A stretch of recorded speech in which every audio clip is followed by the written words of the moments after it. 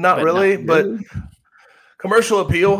Jason Munns reported that Rick Stansbury told the commercial appeal that he believes Penny Hardaway can guide Memphis to more championships, and he's committed to being here to help him do that. This isn't a surprise that Rick Stansbury's staying, but I think if you just sort of read through what this means as compared to years past, is there's finally a little bit more staff continuity.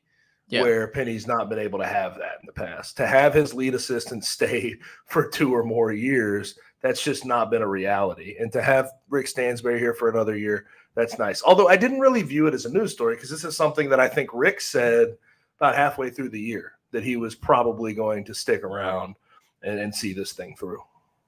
Yeah, but I think we've heard similar things, and it hasn't necessarily panned out at Memphis. And he is Slick Rick. I mean, he's Slick Rick after all. So who knows? But it is nonetheless, like, even though it's not necessarily a huge surprise, it is good news that Memphis is retaining him, and Penny doesn't have to go out and search for another assistant. As we pointed to last week, Penny's focus solely needs to be on recruiting and building this team for next year, not having to worry about going out and finding another coach to bring in.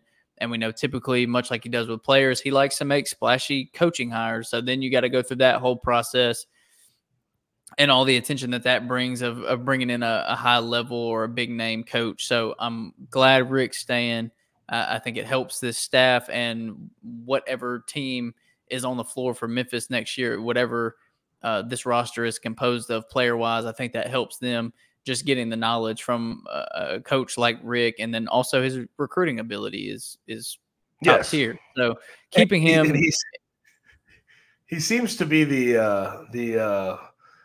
I don't know, the balance book too when it comes to NIL funds. He seems to be a guy who knows how to divvy those up at least a little bit.